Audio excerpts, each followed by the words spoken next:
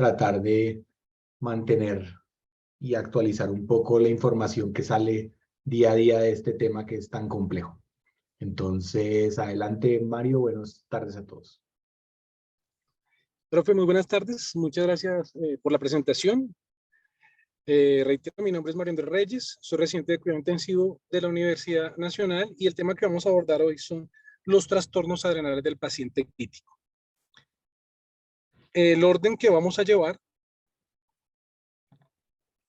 es hacer un pequeño recuerdo o repaso de lo que es la anatomía, la fisiología o el comportamiento del eje hipotálamo, hipófisis adrenal y la glándula suprarrenal, la respuesta que el huésped suele montar hacia los fenómenos de estrés, hacer la mención de la clasificación de la falla adrenal y adentrarnos un poco más en este tema de tanta controversia actualmente, como lo mencionó el profesor, que es pues el CIRSI y digamos que los trastornos adrenales en las condiciones críticas. Finalmente, pues algunas conclusiones que logré extraer o sacar al final de la revisión.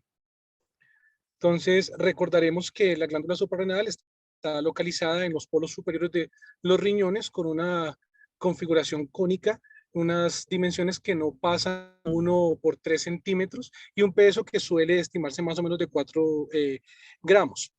Esquemáticamente, la glándula suprarrenal va a estar conformada por una médula y una corteza que van a tener a su vez, digamos que la de producir unas sustancias. La médula fundamentalmente las catecolaminas, dominantemente la adrenalina, y la corteza las hormonas esteroides, que incluyen aldosterona, cortisol y las hormonas.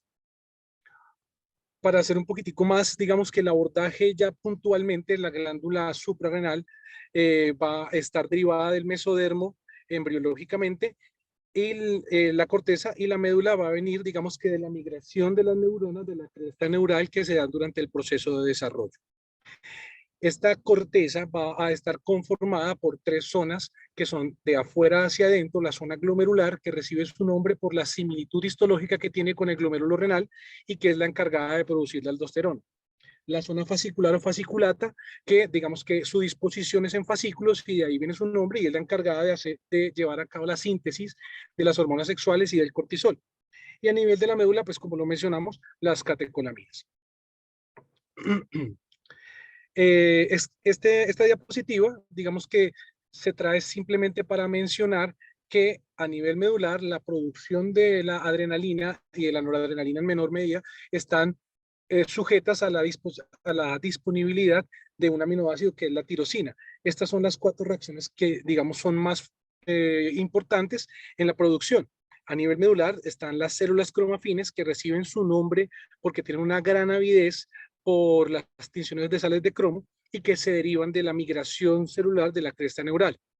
Entonces, digamos que aquí que vamos a encontrar que fundamentalmente la totalidad de la adrenalina que nosotros tenemos disponible para utilizar en algunos escenarios van a venir de origen en la médula.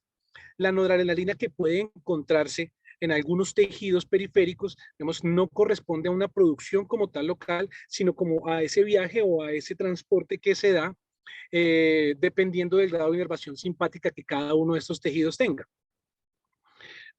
Es importante, digamos que, mencionar que esta síntesis de adrenalina está controlada no solo por el sistema nervioso simpático, sino también está regulada por, digamos, una asociación o una articulación entre el eje de la hormona liberadora de corticotropina, adenocorticotropina y cortisol, fundamentalmente en 2 niveles o en 2 puntos. En primer lugar, digamos que la ACTH va a lograr estimular la síntesis de L-dopa y de dopamina, y en un segundo lugar, el cortisol que es transportado desde la corteza suprarrenal mediante la circulación portal hasta la médula, digamos que logra intervenir o afectar esta hormona, la feniletanolamina N-metiltransferasa, para que se dé, digamos que la transferencia de este grupo metilo y terminemos con la disponibilidad de adrenalina y en menor cantidad pues, de noradrenalina. Este esquema que se trae simplemente para recordar que todas las hormonas esteroides tienen su sustrato basal en el colesterol, ya sea endógeno o producción, exógeno, perdón, o la producción endógena con base a los ácidos grasos, y que hay una hormona fundamental que hace parte del complejo citocromo P450, que es la desmolasa de colesterol desmolasa, que se va a encargar de catalizar la conversión hacia pregnenolona, que como ven, digamos que es el vértice de estas tres grandes ramas en la producción de las hormonas esteroideas. De acuerdo a los estímulos, a las necesidades y demás, digamos que vamos a ver que se va hacia la producción de hormonas sexuales o definitivamente hacia la producción de cortisol por parte de la glándula de la corteza suprarrenal o de aldosterona. Para comenzar, digamos que la revisión como tal fisiológica funcional de la glándula, me pareció importante hacer mención del mineralocorticoide, porque pues usualmente hacemos los abordajes con base al cortisol, entendiendo que el cortisol es como la hormona de excelencia que nos va a ayudar en la respuesta al estrés, ya sea del origen que sea.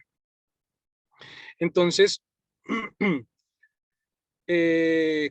a nivel mitocondrial, digamos que existen una serie de hormonas o de reacciones enzimáticas, dentro de ellas que se destaca la 11-beta hidroxilasa, que lo que va a ocasionar es que va a añadir un grupo de hidroxilo en la posición 11 de la corticosterona para que posteriormente a nivel de las células glomerulares, digamos que se lleve a cabo la activación de aldosterona sintasa y tengamos nosotros la disponibilidad de la aldosterona o del mineralocorticoide para llevar a cabo sus diferentes funciones.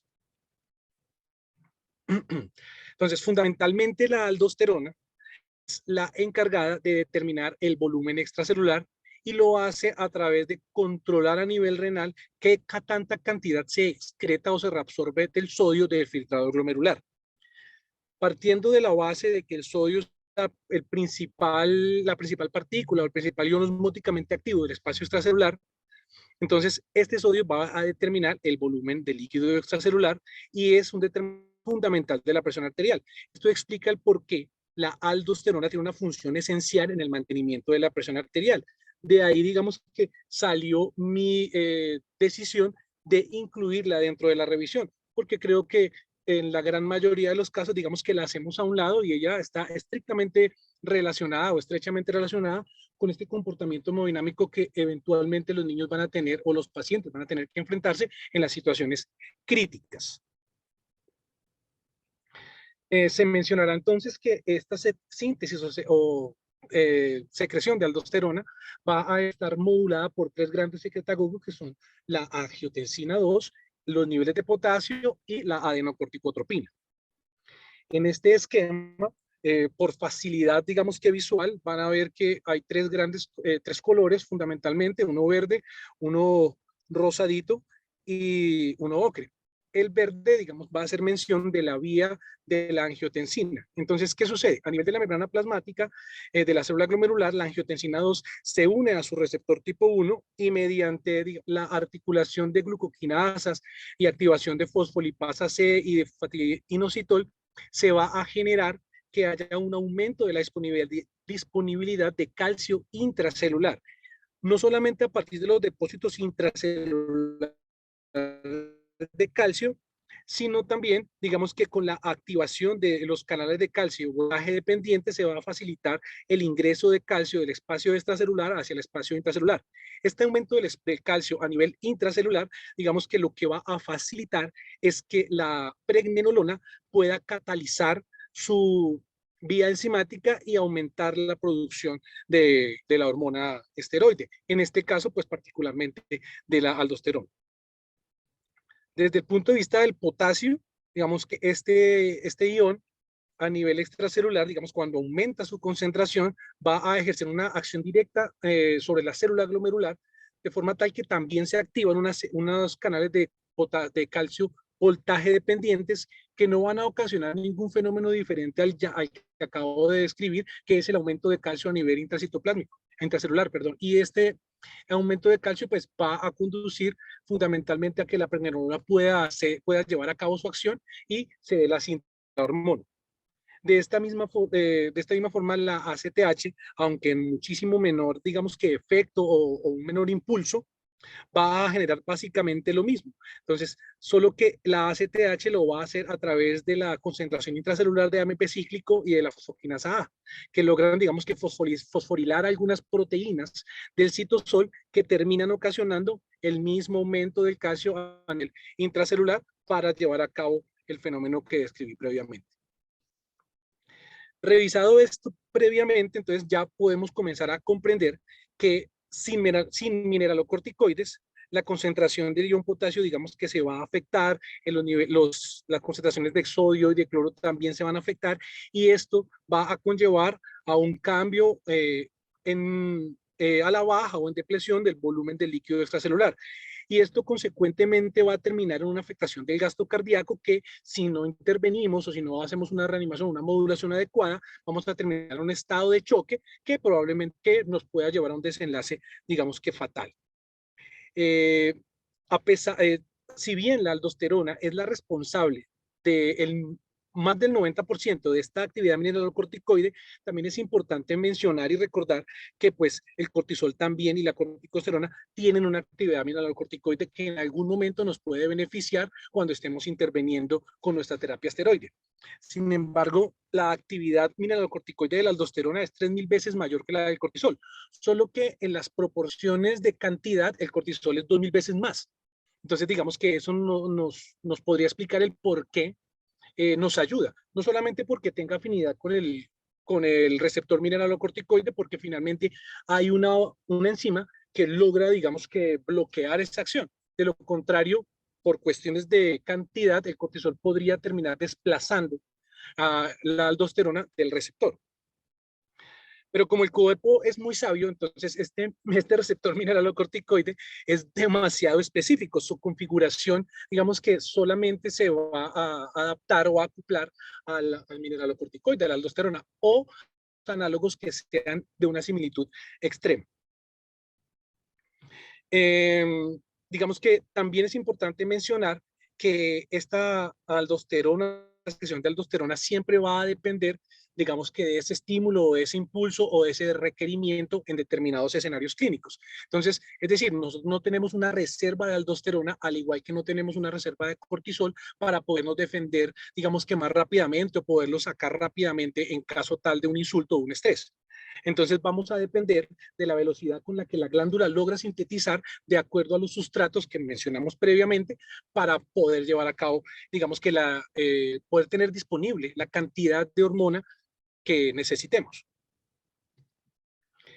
Para hablar del cortisol como la otra hormona que definitivamente digamos que va a mediar nuestra respuesta frente a algunos estímulos o algunos insultos como son el estrés, les vamos a mencionar que la glándula suprarrenal, en la glándula suprarrenal, digamos, el colesterol es metabolizado y hay más o menos unas 5 reacciones que lo llevan a sintetizar el cortisol o la aldosterona, como lo vimos previamente en el esquema de la síntesis de las hormonas esteroideas. Todas estas enzimas que son muy relevantes están localizadas a nivel de las mitocondrias y el retículo endoplásmico liso, excepto la 3-beta hidroxiesteroide deshidrogenasa, que ella no hace parte, digamos que de la familia del la citocromo oxidasa P450. Mencionaremos entonces que digamos que los tejidos de acción o los tejidos diana del cortisol, pues dominantemente van a ser el hígado, las grasas y los músculos.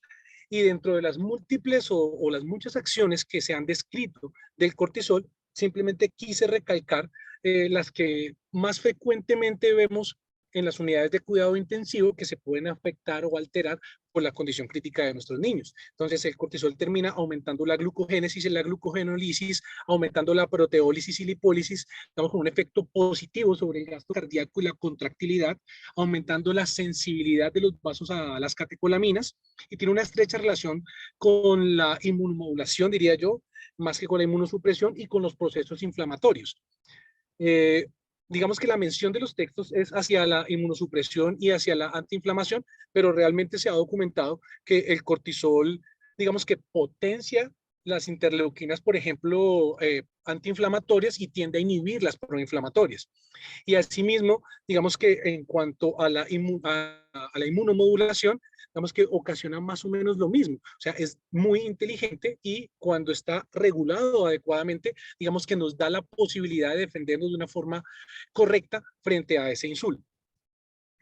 Este es el esquema que probablemente muchos hemos visto muchas veces en los textos y no es otra cosa más que el eje hipotálamo hipófisis adrenal. Entonces, ¿por qué lo traje que particularmente este diagrama? Porque me pareció muy importante que pone acá en esta parte del esquema, digamos que una serie de estímulos o de impulsores que también generan producción de hormonas esteroides del orden del cortisol y del aldosterona. Dentro de esos impulsores, digamos que son periféricos, se han venido describiendo digamos que muchas sustancias y muchos fenómenos que nos van a ayudar a responder frente a ese estímulo. Y no solamente, digamos que un impulso o un impulsor central que veníamos acostumbrados a pensar que es el eje hipotálamo hipófisis adrenal a través de la adenocorticotropina. Importante recordar que el eje está regulado dominantemente mediante una retroalimentación negativa o un proceso de feedback negativo, donde el cortisol va a ser capaz de frenar no solamente la respuesta a nivel de la pituitaria, sino también a nivel del hipotálamo. Entonces, en ese orden de ideas, digamos que deberíamos entender que el eje está meticulosamente estructurado para que los tres componentes, digamos que se impulsen o se frenen dependiendo del escenario al cual ellos se enfrenten. Ya para hablar un poquito, digamos que el estrés, entonces es importante mencionar que el estrés al que nosotros nos vemos enfrentados, el equipo de cuidado intensivo, digamos que es un estrés que podríamos llamar de cierta forma multifactorial. Entonces, no solamente es la condición de enfermedad del niño, sino también la ansiedad que el niño puede generar en una estancia lejos de su casa, el dolor, la separación de los padres, por ejemplo, que fenómenos como la pandemia nos obligó a hacer, ¿cierto? La ira o la irritabilidad, y esta en particular que llama mucho la atención porque está de la mano con nuestras intervenciones. Y es que se ha demostrado uno de los fármacos que digamos que nosotros utilizamos con muchísima frecuencia en las unidades de cuidado intensivo, también generan un insulto que podríamos llamarlo como químico. Podemos generar un estrés químico con algunos de los fármacos que terminan, digamos que redundando en la misma fenomenología de ocasionar ese insulto hacia el sistema. Esta es una gráfica simplemente esquemática para poder hacer como el abordaje inicial de lo que sucede con la concentración plasmática y con la concentración suprarrenal de cortisona o de los esteroides. Entonces aquí vemos, esto es un experimento que se hizo en roedores, en ratas, y entonces, ¿qué hicieron? Fracturaron las patas de las raticas y midieron el comportamiento de las hormonas. Entonces aquí vemos cómo sobre los 4 a 6 minutos hay prácticamente una sextuplicación de las concentraciones plasmáticas y suprarrenales de corticosterona, y se midió cortisona y corticosterona porque el roedor no produce cortisol. Digamos que en su sistema llega hasta ahí. Pero pues es muy importante ver cómo el sistema, el organismo es capaz de responder cuando el insulto se da. Entonces, retomando un poco lo que mencioné con la diapositiva del eje hipotálamo hipófisis adrenal, donde tenemos que entender que no solamente hay un impulso central para la producción de la hormona o para activar esta síntesis de la hormona. Entonces se ha venido analizando en los estudios el comportamiento del cortisol en asociación a la inflamación, a la infección, y en últimas, vemos que hay una relación que se ha venido documentando particularmente de las células sanguíneas y las interleuquinas y el boom de los ácidos biliares. Entonces, ¿qué vamos a ver? Pues ya sabemos que la inflamación y que la infección van a activar una serie de procesos que van a ocasionar que no solamente el eje, sino estos impulsores periféricos, que son ellos, logran estimular por vías diferentes la glándula suprarrenal para la producción de cortisol, y que el cortisol con sus múltiples acciones, digamos que nos ayude a poder contrarrestar este insulto o a poder defendernos o poder, digamos que mantener nuestra hemodinamia y mantener nuestra homeostasis electrolítica y metabólica en casos de ese estrés. Los ácidos biliares que se han venido mencionando en los últimos años, entonces, han demostrado que hacen una regulación, digamos que muy importante de la síntesis del colesterol, aparentemente mediante, digamos que la unión o su acople a algunos receptores específicos que generan transcripción de hormonas que regulan la síntesis del colesterol. Partiendo de la base y de la claridad de que ya no solamente esperamos un impulso central, sino unos impulsos periféricos en la producción, entonces comienzan a salir las dudas, comienzan a salir las preguntas y los cuestionamientos. Entonces, ¿cómo se explica o se explica que la disponibilidad de cortisol sistémico en las enfermedades críticas, digamos que esté solamente con una activación del eje hipotálamo hipófisis adrenal. Entonces, digamos que esta glándula mencionada, esta franja azul, digamos que son los controles, y aquí vemos cómo la concentración plasmática de cortisol está elevada desde el inicio o del ingreso a la unidad de cuidado intensivo. Pero curiosamente, uno esperaría que si es una activación central, pues su principal impulsor, que es la ACTH, también lo estuviera. Y, oh sorpresa, vemos que las concentraciones plasmáticas de ACTH están mucho más bajas en comparación al control. Ni siquiera son como, digamos, como en la relación con el niño crítico, sino es al grupo control. Entonces, esto fue lo que planteó en su momento el concepto de que había una disociación ACTH-cortisol. Entonces, como sugiriendo que el eje no estaba funcionando para poder aportarle al sistema lo que él requería en cantidad para poder sintetizar el cortisol y defenderse. ¿Qué tan disociado está? Digamos que a lo largo de lo que resta de la charla podríamos evaluar si sí es una disociación o si realmente es lo que esperaríamos que sucediera. Otro tipo de cuestionamientos que aparecieron con los estudios, entonces, como, ¿qué pasaría o qué pasa en la fase prolongada de la enfermedad crítica y en la fase de recuperación? Esto, digamos que la gran mayoría de los estudios lo han medido 4 o 5 semanas después de esta fase crítica. ¿Por qué la ACTH plasmática es baja en los pacientes que están en la unidad de cuidado intensivo? O sea, si solamente se explica por este fenómeno de feedback negativo que el cortisol ocasionaría sobre el eje, o si los impulsos periféricos que mencionamos también estarían en asociación, o si quizás digamos que es una forma de defenderse del sistema y proteger un poco el eje. No, digamos que no lo sabemos aún. Lo que sí es cierto es que los niveles están disociados en lo que uno esperaría de un eje fuera, de un eje que estuviera estimulando la glándula. ¿Cómo se asocian estos niveles de ACTH bajos y los niveles de cortisol elevados con los resultados de las enfermedades críticas? Vemos que se sabe que los niveles elevados de cortisol al inicio de los insultos están asociados con mayor mortalidad y con mayor estancia en UCI y con mayor complicaciones. No solamente desde el punto de vista infeccioso, sino metabólico. Probablemente porque estos niños requieren muchísimos más soportes y más intervención por parte del equipo que aquellos que no lo cursaban. Entonces surge la pregunta, o sea, ¿realmente tener un nivel bajo de ACTH es malo? O sea, ¿es muy malo cuando se hacen análisis durante la enfermedad crítica? Entonces, un estudio, digamos que grande, con 347 pacientes críticos que duraron en la unidad de cuidado intensivo durante varias semanas, intentó hacer este tipo de análisis. Entonces comenzó a medir en diferentes momentos cómo se comportaba la concentración de ACTH y de cortisol. ¿Qué pasó? Se encontró que, digamos que al final o en el alta hospitalaria, digamos que los niveles de ACTH y de cortisol tenían la tendencia a normalizarse e incluso estar un poquito por encima de los controles y un poquito por encima que al inicio de la enfermedad. ¿Sí? Entonces, todas estas preguntas, digamos que son claves o deben ser claves en el entendimiento y en el análisis que nosotros hagamos del momento en el cual nosotros tomemos laboratorios y el momento en el cual nosotros, digamos, que decidamos intervenir.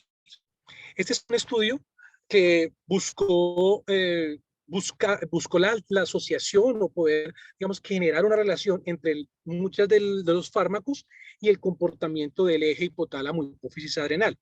Y entonces, oh sorpresa, digamos que vemos que fármacos de frecuente utilización por nosotros, por el equipo de cuidado intensivo, como son el etomidato, el propofol, la dobutamina y en general los opioides, digamos que sí generan un impacto o una alteración en los niveles plasmáticos de cortisol, ya a la alta usualmente. Y entonces se plantea la pregunta, ¿será que todas las intervenciones que nosotros hacemos perpetuarán o reforzarán la supresión del eje hipotálamo hipófisis adrenal? Digamos que no lo sabemos. No quiere decir necesariamente que no tengamos que hacer nada, pero sí quiere decir que lo tengamos en la cabeza en el momento de analizar los diferentes datos de laboratorio que vayamos a tomar, porque es completamente diferente, digamos, darle unos niveles de cortisol o hacer un estímulo con ACTH en un niño que no tenga ningún fármaco a un niño que sí los tenga. Probablemente estos fármacos como impulsores periféricos, como insultos químicos que en su momento les mencioné, podrían generar algo de supresión del eje, pero digamos que no necesariamente de forma patológica, sino pues es lo que esperaría, es un impulso diferente al eje. A manera de resumen, digamos que esta gráfica mencionar el comportamiento del eje, pero teniendo en cuenta también los impulsores periféricos en la fase aguda, subaguda y crónica de la enfermedad. Vamos a ver cómo en la fase aguda, que se da en minutos a horas, entonces se caracteriza principalmente por un aumento central del cortisol, defensa del impulso que hace la ACTH. Posteriormente, en la fase subaguda, que ocurre horas o días, digamos que vamos a ver que, que comienza a aparecer esta supresión central, ¿sí? Probablemente por inhibición, por inhibición o la retroalimentación negativa que hace el cortisol sobre el eje, o porque en este momento digamos que toda esta serie de impulsores periféricos que hemos venido mencionando, la elevación de los ácidos biliares, la cascada citoquímica, digamos que las propias células de la sangre y demás, o incluso el uso de los fármacos y de los vasoactivos, digamos que ocasiona una inhibición del eje porque estimula la glándula por otras vías. Y semanas o más, vamos a ver que esta gráfica a mí me llamó la atención porque esta gráfica simplemente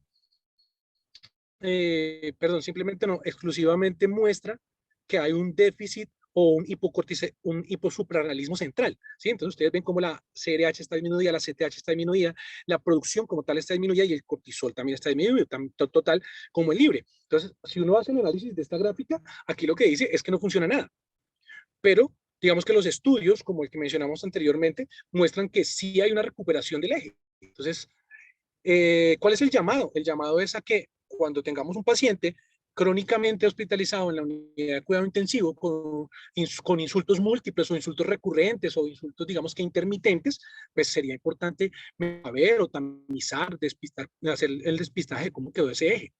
Porque con base a este antecedente vamos a tener, digamos que cómo calcular o prever el pronóstico o el curso de un nuevo insulto en un futuro. En estos días el profe Perdomo mencionaba, digamos que la importancia de la anticipación. Entonces, hacer este tipo de análisis va de la mano con, digamos que con ese consejo y esa enseñanza. Entonces, ¿habrá o no habrá disociación ACTH-cortisol?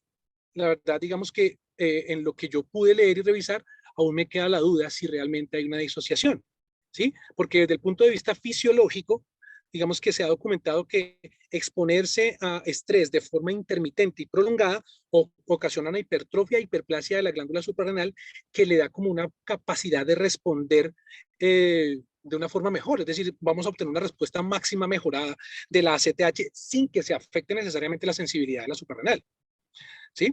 Y asimismo, digamos que estos impulsores periféricos y una serie de estresantes ocasionan cosas diferentes. Entonces, hay estudios que han mostrado que los factores estresantes físicamente ocasionan, digamos, una respuesta suprarrenal aumentada, mientras que los factores estresantes de orden emocional o psicológico que producen ansiedad han mostrado un resultado de una respuesta disminuida.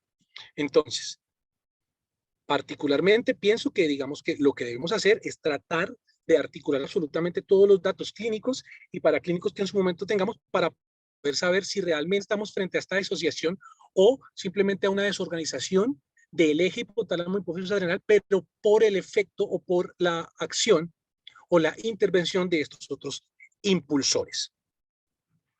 Entonces, ese es este fenómeno de disociación de ACTH con glucocorticoide realmente patológico o será una forma distinta, una forma nueva, pero organizada de hacer una regulación o de ayudar en la regulación de la respuesta al estrés.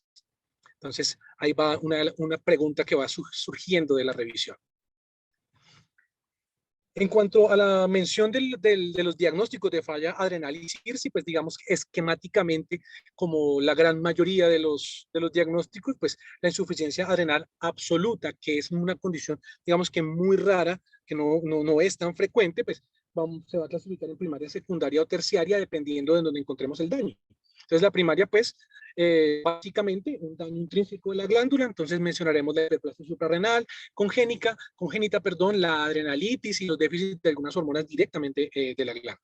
La secundaria, haremos mención de este tipo de patología o de fenómenos que afecten más, digamos que a nivel central, a nivel intracraneal. Entonces hablaremos de los sí, pero es necesario mencionarlo, de adenocorticotropina.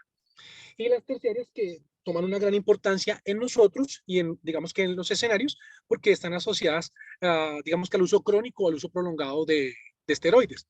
Entonces, nuevamente, digamos que la historia clínica va a ser fundamental para podernos anticipar a si realmente podríamos cursar necesariamente con un CIRSI o si la fenomenología del eje hipotálamo hipófisis adrenal es la esperada en ese paciente.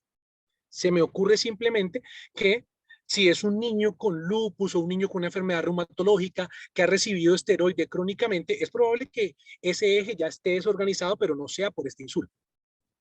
¿Sí? O si es un niño con cáncer que ha recibido radio, quimioterapia, va a tener una desorganización del eje o de estos sistemas impulsores, pero no necesariamente por el choque o por ese estrés agudo. Para hablar un poco de CIRSI, entonces, digamos que yo no encontré guías en la población pediátrica. No sé si estarán disponibles o no, pero pues esta es la del 2017. Algunas preguntas para hacer sus recomendaciones o sus sugerencias. Entonces, ¿qué dice la guía? ¿Será que si estimulamos el cortisol con ACTH es más sensible para hacer el diagnóstico o más exacto para hacer el diagnóstico de CIRSI? La recomendación de la guía es que no. O sea, ella dice, no sugiero que hagan estimulación de ACTH para hacer diagnóstico. Entonces luego plantea otra pregunta. Entonces, ¿qué hago? Hago una prueba terapéutica con esteroide en los pacientes choqueados y miro cómo es la respuesta hemodinámica y digamos que lo comparo con la prueba de estimulación. Si no, entonces espero que haga la prueba de estimulación en lugar de hacer la prueba terapéutica con esteroide y esperar la respuesta hemodinámica. Probablemente porque pues de una u otra forma el cortisol y en general la aldosterona van a generar, digamos que cambios en la hemodinamia, ya sea por aumento del volumen circulante efectivo o por vasoconstricción, que se ha documentado que el cortisol la puede hacer. Entonces, ¿qué otro tipo de cuestionamientos? Entonces, se debe en los pacientes que están hospitalizados con sepsis, pero que no tienen shock, la guía dice que no. Pero si progresa a un choque séptico, entonces ahí la guía le dice, ok, déle el beneficio del uso de los corticosteroides.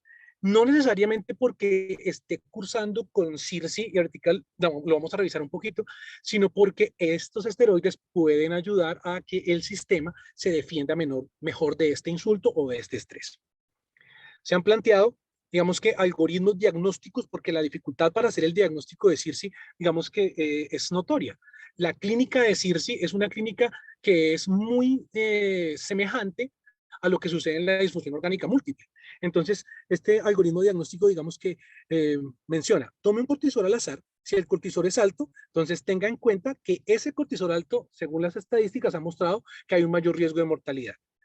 No necesariamente porque el eje esté desorganizado, sino porque los insultos más severos ocasionan, digamos, que una respuesta más severa. Entonces es probable que este cortisol esté elevado en asociación a esta respuesta y no necesariamente por supresión del eje.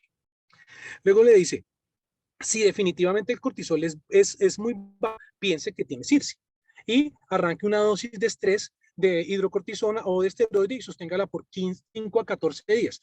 Entiendo que los estudios son dinámicos en este tiempo porque algunos pacientes responden rápidamente al esteroide y pues si podemos quitarlo antes de 5 días, pues digamos que bien, no va a ocasionar nada en el eje porque no se va a suprimir.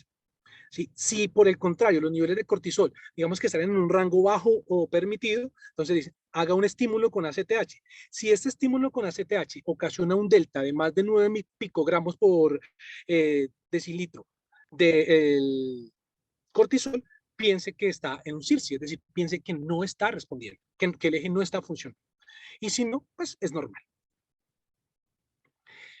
Entonces, para analizar CIRSI se han descrito básicamente 3 eventos fisiopatológicos que intentan explicarlo. El primero, pues digamos que es esta desregulación del eje hipotálamo hipófisis adrenal.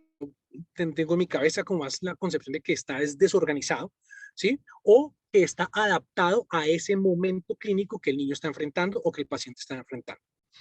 Que cursa con una alteración del metabolismo del cortisol, pues la gran mayoría de los estudios han mostrado que hay un comportamiento errático del cortisol, pero porque él intenta modular su metabolismo para hacer digamos que para estar más disponible para que el sistema lo use como recurso para atenderse del estrés. Y plantean la posibilidad de que haya una resistencia tisular a los esteroides, resistencia que va a estar relacionada estrechamente con el receptor glucocorticoide en los diferentes tejidos diana del cortisol. Este artículo, muy interesante, es un artículo que dice, bueno, ¿qué es y qué no es CIRSI?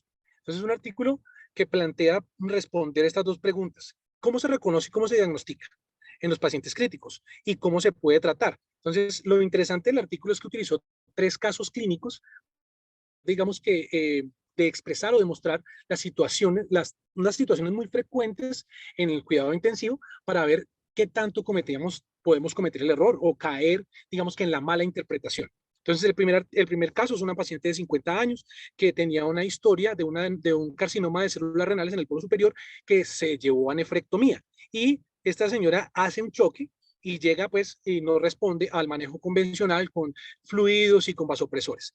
Al inicio, digamos que se toman los laboratorios y la química muestra hiponatremia, hipercalemia, hipoglucemia. Entonces, todo este, digamos que conjunto de datos que yo les estoy mencionando, le van haciendo pensar a uno que hay una alteración del eje o de la suprarrenal.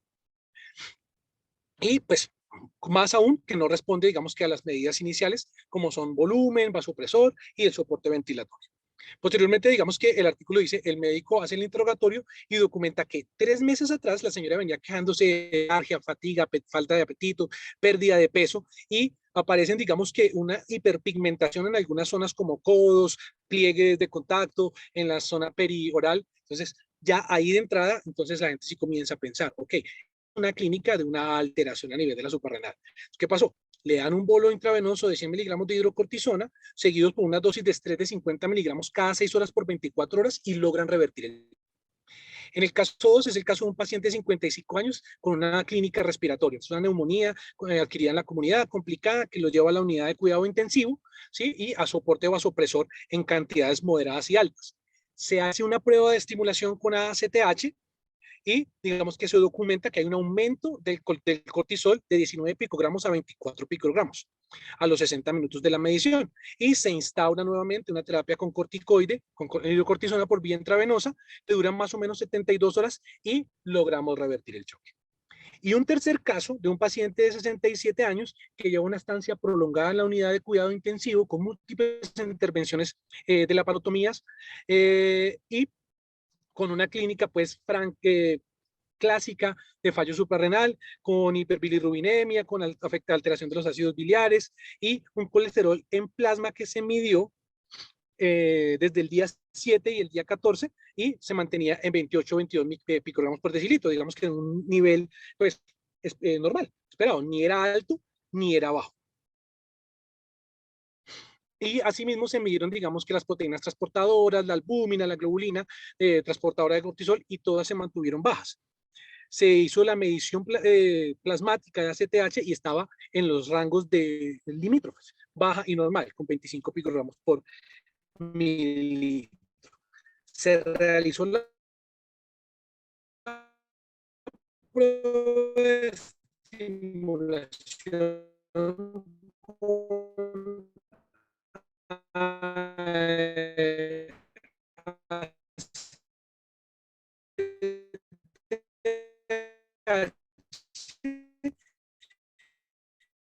¿me escuchan? Evidencia que hay un aumento del cortisol. Entonces, en este escenario, digamos que se inicia la terapia de suplencia con esteroide, se trató de recrear un poco el comportamiento de la suprarrenal, entonces se dieron las dosis dominantemente por la mañana, es decir, bipartidas por la mañana y por la noche, pero la dosis más alta en la mañana, tratando de recrear este comportamiento circadiano de la síntesis de esteroides, y se consigue, digamos que la mejoría del estado de choque y la normalización de las concentraciones de los diferentes ritos y asimismo, digamos que la disminución de la terapia vasopresora. Entonces, vemos cómo el artículo está demostrando tres escenarios diferentes donde intervenimos prácticamente de la misma forma con esteroides en dosis de estrés y demás, y en todos los escenarios se obtuvo una buena respuesta. Pero ¿cuál de todos ellos realmente era un CIRSI? Entonces, si hacemos el análisis digamos que clínico, vamos a ver que el único que cumplía esas características para pensar que estuviéramos frente a un fallo o a una insuficiencia de corticosteroides en asociación al paciente crítico es este tercer caso, donde digamos hay una estancia prolongada y probablemente ya hay una fatiga de esta respuesta suprarrenal al fenómeno de estrés. Entonces, encontré otro artículo que iba un poco de la mano, que es esteroides en sepsis, ser o no ser, ¿sí? O se da o no se da. Entonces, ¿qué pasa? Tenemos que tener en la cabeza que en el fenómeno del choque séptico y en el fenómeno del paciente crítico, definitivamente sí se cursa con una resistencia a los glucocorticoides. Y el artículo plantea, bueno, ¿qué hago? ¿Le doy dosis altas o le doy dosis bajas de glucocorticoides? Porque finalmente, digamos que las dosis de estrés muestran una buena respuesta y las dosis bajas que nosotros utilizamos de 0.18 miligramos kilo hora nos va bien. Y menciona algo que a mí me llama la atención muy desde el punto de vista personal y es que es esta terapia de combinación, que es la terapia que se conoce como la terapia HAT, que es, digamos, que utilizar el esteroide, utilizar el ácido ascórbico y utilizar la tiamina. Si bien digamos que la gran mayoría de los estudios que han intentado analizar por separado a los componentes no han mostrado mayor diferencia en cuanto a mortalidad o morbilidad, cuando los combinan, sí muestran que hay un mejor resultado, una mejor respuesta en cuanto a mortalidad, a días de estancia en UCI, a días de ventilación mecánica y a la severidad de algunas infecciones. Este cuadrito que está aquí arriba, que menciona los diferentes estudios que se han venido realizando, tratando de analizar la mortalidad a 28 días, el inicio del tratamiento, los beneficios del impacto sobre la mortalidad y la reversión del choque. Entonces, si vemos los tres primeros, no hay mayor diferencia ni en el inicio, ni en los resultados, ni en la reversión del choque. Y los últimos dos, Adrenal y Aprox, digamos que son del 2018, son estudios grandes, que se midieron en 3.100 algo pacientes y otro como en 1.200 algo, que es el APROX. Y digamos que muestran que no hay mayor diferencia en mortalidad o en la reversión del choque, ni con con las diferentes terapias esteroides, dosis altas o dosis bajas. Pero el último sí menciona, digamos, que hay un impacto en la mortalidad. Y curiosamente uno lee los resultados de ese estudio y fue el único que también decidió soportar el déficit de mineralocorticoide con fluorocortisona. A mí me llamó la atención ese tema de los mineralocorticoides, entonces busqué y, oh sorpresa, ya no solo hay CIRSI, también hay CIRMI. Entonces también hay una insuficiencia de mineralocorticoide en asociación al paciente crítico. Y a pesar de que es nuevo el concepto y de que no hay mucho, digamos que los estudios han venido mostrando que las tasas de mortalidad son significativamente más altas cuando nos enfrentamos a un déficit de mineralocorticoides. Que características de laboratorio como la hiponatremia, la hipercalemia y la acidosis metabólica nos sugieren que hay un déficit de mineralocorticoide y nos dejarían ahí en el tintero como la posibilidad de soportar también el déficit de aldosterona. Y digamos que está, a pesar de que al igual que con los esteroides, es debatible el resultado que se obtiene cuando uno hace el reemplazo o el soporte con fluorocortisona, pues ahí se queda como en el aire, sí o sí no, porque los esteroides, los glucocorticoides, sí los venimos utilizando. Y digamos que también menciona que cómo entender, ¿sí? O pensar que estos impulsores periféricos y las necesidades individuales del paciente en el escenario podrían generar que se desvíe la producción de las hormonas esteroides hacia uno u otro rama o brazo del que vimos de la síntesis, dependiendo del escenario clínico. Esa es una tabla que compara las características de CIRSI y de CIRMI y uno comienza a ver que ambos cursan con disregulación, ambos cursan con alteración del metabolismo de las diferentes hormonas, ambos cursan con resistencia tisular a la hormona. Entonces, o sea, si pensamos en CIRSI y nos atrevemos a intervenir, pues sería pues, digamos que una herramienta que no deberíamos desechar, pensar en el CIRMI y también intervenir.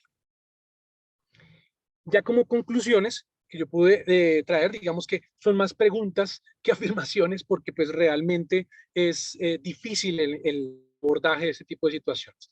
Entonces, entender qué sucede en el eje hipotálamo hipófisis adrenal y entender que el impulso central no es el único estímulo que vamos a tener es importantísimo para comprender la fisiología del niño al cual nos estamos enfrentando. Digamos que ¿Cuál es la verdadera dosis de glucocorticoide? Aún digamos que no podría yo decirles que está descrita. En adultos utilizan 60 miligramos y lo reparten 40-20, pero los estudios no hacen mención de, digamos, si hay una dosis por kilo. Realmente hay una disociación de ACTH-cortisol, como se venía mencionando.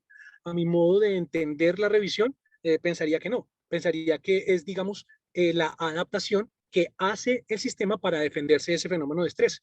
Pero pues ahí estamos en ese intento de comprender. ¿Y cuál es el momento, digamos que puntual, para iniciar la terapia de corticoide o suspenderla? Pues que, como vimos en los ejemplos del penúltimo estudio que mencionamos, vemos que uno duró un día, otro duró 3, otro duró 5, y las respuestas fueron, digamos que, satisfactorias para lo que se buscó. Era disminuir las dosis de los vasopresores, tratar de disminuir un poco los soportes ventilatorios y tratar de estabilizar un poco la parte metabólica y electrónica. Muchas gracias, profe. Qué pena la demora. Traté de hablar lo más rápido posible, pero es muy difícil condensar.